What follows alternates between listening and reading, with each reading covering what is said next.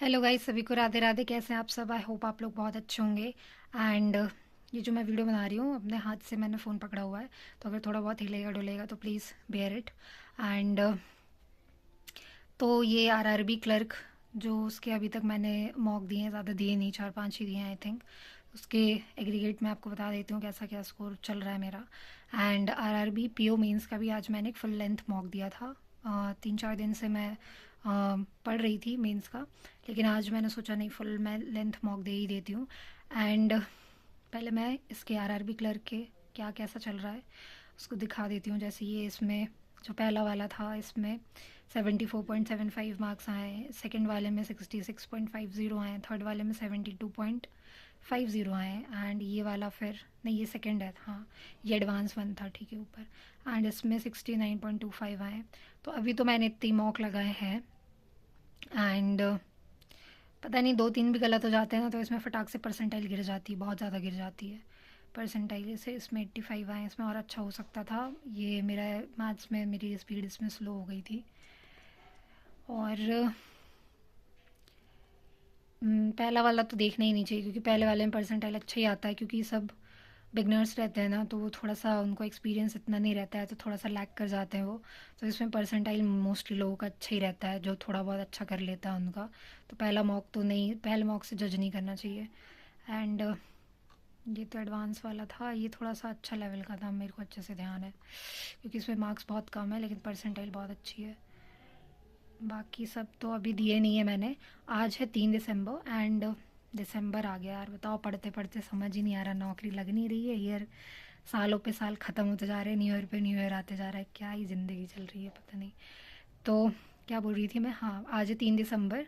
And अब मेरा paper 6 को है, आरआरबी क्लर्क का प्रीलिम्स जो है। एंड मैं भोपाल से हूँ, तो मुझे राजीव गांधी जो कॉलेज है दानिशकुंज में, वो मिला है सेंटर।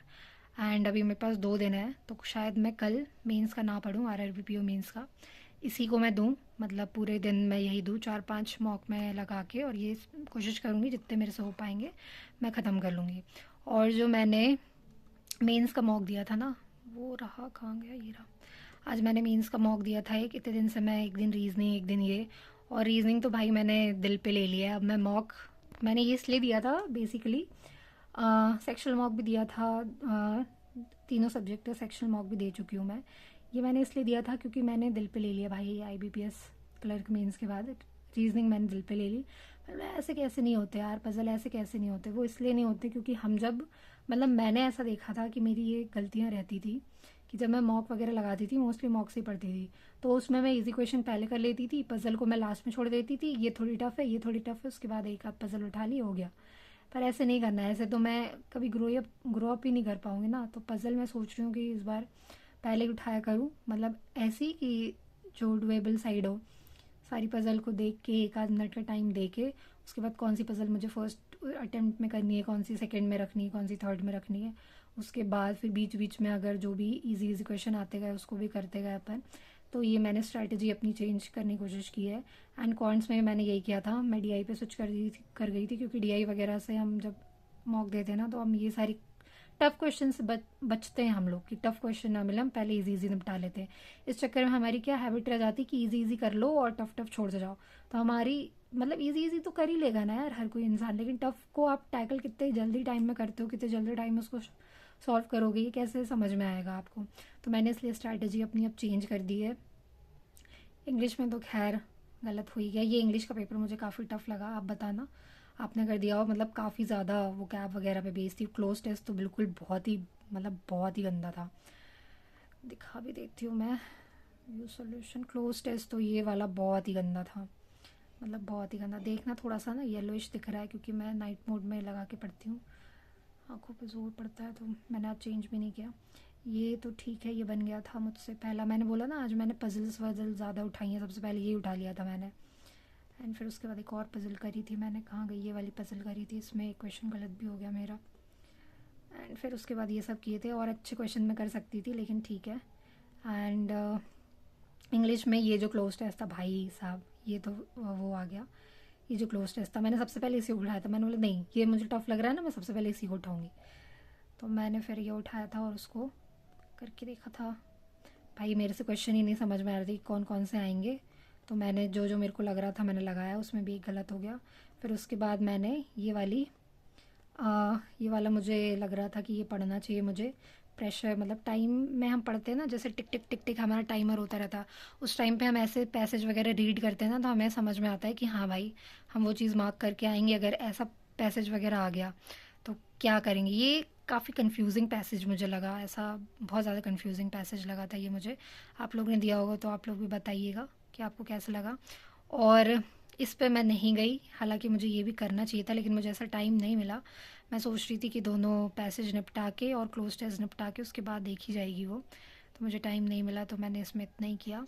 एंड क्वांट्स में मैंने वही डीआई उठाई थी सबसे पहले। कौन सी डीआई हुई थी, ये वाली तो छोड़ दी थी मैंने। कौन सी डीआई उठाई थी मैंने, कोई सी तो उठाई थी, कितने सारे गलत हुए। हाँ ये वाली डीआई उठाई थी मैंने, ये हालांकि इतनी टफ नहीं थी, काफ़ी इजी थी। और उसके बाद फिर ये वाले क्वेश्चन तो मैंने लास्ट में किए थे। मैं जो डीआई में फंस गई थी ना, मैं किसी क्वेश्चन में फंस गई थी बहुत बुरा, मेरे को ध्यान भी नहीं आ रहा कौन सा क्वेश्चन था वो, काफ़ी ज़्यादा फंस गई थी उस क्वेश्चन में मैं। हाँ यार ये छोटा सा ही क्वेश्चन था, ये वाला क्वेश्चन था। पता नहीं मेरा आंसर ही नहीं आ रहा, आंसर ही नहीं आ रहा क्योंकि मैंने आंसर गलत निकाला। नहीं ये वाला नहीं था, ये वाला नहीं था यार, वो ना इक्वेशन वाला था।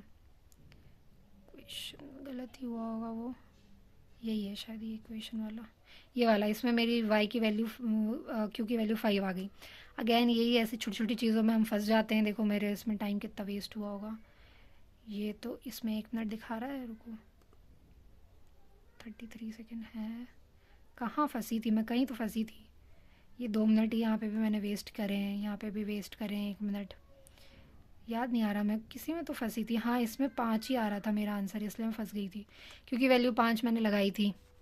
मैं उसको करे जा रही कि है क्या है क्या है क्या, आ क्यों नहीं रहा आंसर, आ क्यों नहीं रहा। ये वाले में भी मेरा ऐसे ही हो रहा था, ये जो ए की वैल्यू थी वो परफेक्ट क्यूब पूछी थी तो ये नहीं था परफेक्ट क्यूब, लेकिन मेरे को लगा ये परफेक्ट क्यूब, इसमें आंसर हाँ क्यों दे रहा है। पता नहीं मेरे दिमाग में उस टाइम पे क्या चल रहा था, इस चक्कर में ये भी गलत हो गया। इसमें 2 मिनट लगाया मैंने, देख रहे हो 2 मिनट वाला क्वेश्चन था भी क्या ये, इस चक्कर में ये भी छोड़ दिया मैंने, ये 3 मिनट वेस्ट किया मैंने। देखो यहाँ पे मेरा आंसर ही नहीं आ रहा था क्योंकि कुछ तो गड़बड़ हुई थी मेरे से इसमें। हाँ वो 1 1 प्लस करना भूल गई थी मैं 3 4 बार। हाँ इस क्वेश्चन में बहुत फंस गई थी, ये वाला क्वेश्चन, जबकि है ये इजी, कुछ है नहीं इसमें। और एक ये वाला क्वेश्चन पता नहीं क्यों फंस गई मैं। इसका क्यू का आंसर वो क्यू का आंसर मेरा 5 आ रहा था है, फिर बाद में पी का तो 7 आ गया था क्यू का। मैंने बोला यही होता है एग्ज़ाम में भी, इसलिए ना सबसे पहले घटिया क्वेश्चन उठाने चाहिए, सबसे बड़े बड़े, मतलब जो सबसे आपको बेकार लग रहे हैं ना, मतलब मॉक वगैरह में वो उठाओ ताकि उनसे सीखने को मिलेगी। भाई आप जब ऐसा पेपर होने लगे ना आपका, तो उस चीज़ को आप, उस प्रेशर को आप कैसे हैंडल करोगे। फिर ये मैंने लास्ट में बनाए थे जल्दी जल्दी जल्दी जल्दी जल्दी जल्दी बहुत जल्दी जल्दी करके। एंड इतना अच्छा कुछ खास नहीं गया मेरा कॉन्ट्स, और अच्छा जा सकता था मैंने क्योंकि रीडिंग वगैरह में इसको भी थोड़ा टाइम दिया था, रीडिंग वगैरह में। एंड ठीक है, तो यही था मेरा। एंड आप लोग बताइएगा कैसे आपका मॉक वगैरह जा रहा है या फिर कैसा क्या जा रहा है। And all the best for your RRB clerk pre. And हाँ जिस जिसको भी डाउट है कि मेरा IBPS PO मेंस का रिज़ल्ट क्या रहा, तो मैंने SBI क्लर्क प्री के रिज़ल्ट में ही बता दिया था कि जब PO मेंस का पेपर था तो उसके 1 1.5 हफ्ते मैं नहीं पढ़ पाई थी, कुछ रीजंस थे उसके पीछे, तो मैं 1 1.5 हफ्ते नहीं पढ़ पाई थी उस PO एग्ज़ाम के 1 1.5 हफ्ते पहले से। तो मेरा उतना अच्छा नहीं गया था और इसलिए मैंने एनालिसिस वीडियो भी नहीं डाली थी क्योंकि मुझे पता ही नहीं था कि क्या आया है क्या नहीं। मैं उस स्टेट ऑफ माइंड में नहीं थी, तो उसमें भी मेरा नहीं हुआ है। एंड चलिए जेन्युइन हूँ यार मैं, जो भी अच्छी चीज़ होगी ना। अब देखो जैसे IBPS क्लर्क मेंस का भी जो रिज़ल्ट आएगा या SBI क्लर्क मेंस का भी जो रिज़ल्ट आएगा ना, उसके मैंने एनालिसिस आपको शेयर किए हैं ना, तो उसके मैं आपको मार्क्स भी शेयर करूँगी, भले ही कैसे भी आए, अच्छे आए बुरे हैं बेकार आए, गाली खाना पड़े तारीफ सुनना पड़े जो भी हो लेकिन जेन्युइन अभी तक रही हूँ। मार्क वगैरह मॉक वगैरह सब गंदे भी आते हैं तो भी दिखाती हूँ, अच्छे भी आते हैं तो भी दिखाती हूँ। ऐसा कोई फ़िल्टर्ड नहीं है कि अच्छे आए तो ही शो कर दिए, ऐसा कुछ भी नहीं है। पता नहीं यार, होता तो ये है कि मेंस वाले मॉक्स में मैं बहुत अच्छे परफॉर्म करती हूँ, परसेंटाइल अच्छे आते हैं, वहाँ पे जाके पता नहीं क्या ही करती हूँ, गुड़ गोबर कर देती हूँ मैं पेपर में, क्या ही होगा मेरा समझ ही नहीं आता है। तो चलिए मिलते हैं नेक्स्ट वीडियो में, तब तक के लिए bye, take care, Radhe Radhe. And हाँ all the best for your RRB clerk prelims.